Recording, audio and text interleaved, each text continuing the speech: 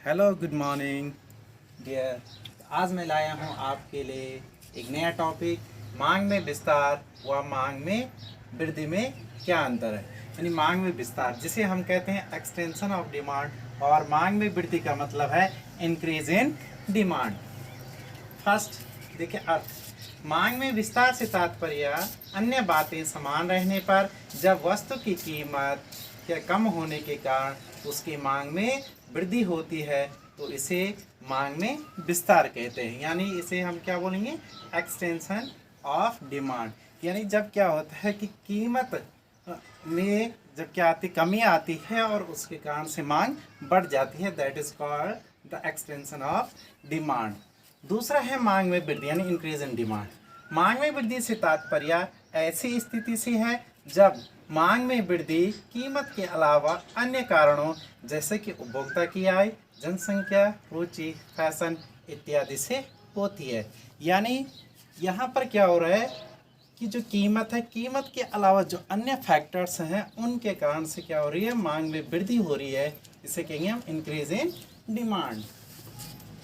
देखिए यहाँ पर दूसरा अंतर का आधार है कि उपभोक्ता का चलन व कि मांग वक्र का खिसकाव। इसमें उपभोक्ता का चलन एक ही मांग वक्र पर ऊपर से नीचे की ओर होता है। यहाँ पर देख लीजिए, चित्र के द्वारा समझा देता हूँ। ये है आपका मांग वक्र। यहाँ से क्या हो रहा है, उपभोक्ता का जो चलन है वो देखो यहाँ से ए बिंदु से बी बिंदु पर हो रहा है। यानी क्या, एक ही मांग वक्र पर ऊपर से नीचे की ओर हो रहा है। आते हैं इसमें मांग में वृद्धि पे। इसमें उपभोक्ता का चलन एक वक्र से दूसरे वक्र पर अर्थात एक बिंदु से दूसरे बिंदु पर बाएं से दाएं ओर खिसकाव यानी जिसे बोलते हैं शिफ्टिंग, नई मांग वक्र पर हो जाता है। यहाँ पर देखिए इस चित्र में यह आपका पहला मांग वक्र है और पहले मांग वक्र से दूसरे मांग वक्र पर क्या हो रहा है, उपभोक्ता का चलन एक बिंदु से दूसरे बिंदु पर हो रहा है। इसे कहते हैं शिफ्टिंग। शिफ्टिंग यानी खिसकाव हो रहा है, यानी पूरा वक्र ही बदल जा रहा है। इसे हम एक यानी उदाहरण के तौर पे समझेंगे। यहाँ पर मैंने ले रखे वस्तु की कीमत है और यहाँ पर है वस्तु की मांग। देखिए यदि वस्तु की कीमत कितनी 10 रुपये है तो उस पर मांग कितनी हो रही है, 20 हो रही है। यानी 20 इकाइयाँ मानो, चाहे 20 केजी माने। जब क्या वस्तु की कीमत घट रही है यानी 10 से 8 हो रहा है तो इससे क्या होगा, घटने से क्या होता है, यानी मांग में यानी वृद्धि हो जाती है। तो ये 20 से 25 हो रहा है। तो यहाँ पर क्या हो रहा है कि कीमत के कारण से क्या हो रहा है, मांग में असर पड़ रहा है यानी प्रभाव पड़ रहा है। That is called the extension of demand, यानी मांग में विस्तार कहा जाएगा इसे। यहाँ पर देखिए क्या वस्तु की कीमत है, यहाँ पर भी 10 है कीमत, यहाँ पर भी 10 है। यानी यहाँ पर कीमत क्या नहीं हो रही है, अपरिवर्तित है। यहाँ पर कीमत में किसी भी प्रकार का परिवर्तन नहीं। लेकिन जो वस्तु की मांग है वो 20 से 25 हो रही है, यानी मांग में क्या हो रही है, वृद्धि हो रही है। तो इसे हम कहेंगे कि जब कीमत के कारण, जबकि कीमत तो क्या अपरिवर्तित है लेकिन मांग क्या हो रही है, बढ़ रही है, तो ये क्या कहलाएगा, मांग में वृद्धि। लेकिन इसका एक क्या होता है कि एक क्या दूसरी स्थिति भी है इसमें कि जब क्या है कि ऊंची कीमत पर वस्तु की उतनी ही मात्रा में क्यों मांग हो तो ऐसी स्थिति को भी मांग में वृद्धि कहेंगे। यहाँ पर देखो कि जो हमारी कीमत है वह 10 रुपये से 15 हो रही है, यानी ऊंची कीमत पर यदि वस्तु की मात्रा क्या हो अपरिवर्तित रहती है तो भी उस कंडीशन को हम क्या बोलेंगे, मांग में वृद्धि कहेंगे। अब हम इनको एक जो है क्या रेखा चित्र के माध्यम से समझेंगे। तो देखिए यहाँ पर क्या है, ओ एक्स अक्ष पर हमने क्या ले रखी है, वस्तु की मात्रा यानी क्वांटिटी ऑफ डिमांड, और ओ वाई अक्ष पर हमने कीमत ले रखी, प्राइस। जब ओ पी कीमत है, ओ से पी यानी इतनी कीमत है तो मांग कितनी हो रही है, ओ क्यू हो रही है।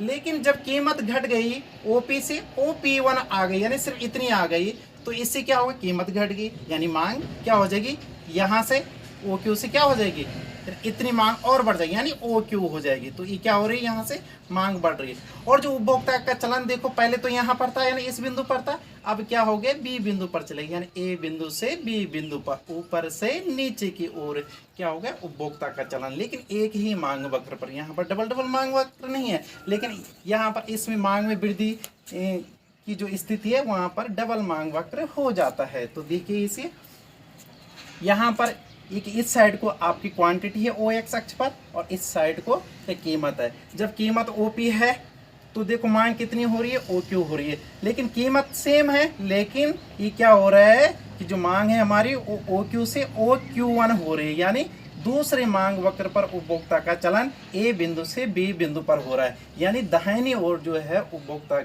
का जो क्या चलन है, मांग वक्र है, वो शिफ्ट हो रहा है, जबकि कीमत यहाँ पर सेम है। इसका मतलब ये कि अन्य जो फैक्टर हैं, जैसे क्या उपभोक्ता की आय है, जनसंख्या है, रुचि है, फैशन है, इनके कारण से क्या हो गया, यानी वस्तु की मांग में जो है प्रभाव पड़ गया। दूसरी स्थिति ऐसी भी हो सकती है कि जब क्या हो, कीमत तो कैसी हो, ऊंची हो, लेकिन जो आपकी मांग है वो कैसे रही, अपरिवर्तित रही। तो देखो उसका दूसरा चित्र है कि ऊंची कीमत पर समान मात्रा। तो देखो यहाँ पर ओ एक्स अक्ष है, ये क्वांटिटी को प्रदर्शन कर रहा है, यानी मात्रा को प्रदर्शित कर रहा है। यदि कीमत ओ पी है तो कितनी हो रही, क्वांटिटी कितनी हो रही है, ओ क्यू हो रही है। और जब क्या हो रहा है, कीमत में क्या हो रही, वृद्धि हो रही है, ओ पी से ओ पी वन हो रहा है, तो ये क्या है, ये जो क्वांटिटी है ओ क्यू है वो सेम रह रही है। यहाँ पर देखो ओ क्यू क्या सेम है ना, यानी यहाँ पर क्या हो रही है कि मात्रा में किसी भी प्रकार का परिवर्तन नहीं हो रहा, लेकिन कीमत क्या हो रही, ऊंची हो जा रही है। इसी प्रकार से जो क्या उपभोक्ता का जो वो चलन है वो क्या हो रहा है, ए बिंदु से बी बिंदु पर चले जा रहे हैं, ए बिंदु से बी बिंदु पर, और बाएं से दाएं ओर क्या हो रहा है, खिसक जा रहा है। तो आपको मैंने संक्षिप्त में मतलब बहुत सारी जानकारी दे दी। इसमें आपको ऐसी जानकारी किसी भी बुक में नहीं मिलने वाली है। इससे कई प्रकार के क्वेश्चन यहाँ पर जो है बन सकते हैं। आप इस चार्ट को सही ढंग से जो समझने का आप इस को सही ढंग से समझिए, और यदि आपको कहीं पर क्या दिक्कत आती है तो उस वीडियो को दोबारा से देखिए। Thanks much.